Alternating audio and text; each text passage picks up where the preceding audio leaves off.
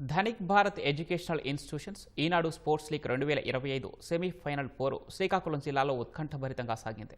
క్రీడాకారులు batting, bowling విభాగాల్లో సత్తా చూపారు.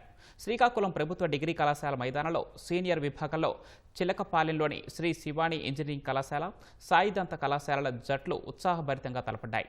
సెమీఫైనల్లో శ్రీ శివాని ఇంజనీరింగ్ కళాశాల విద్యార్థులు గెలుపొంది ఫైనల్కి అర్హత సాధించారు.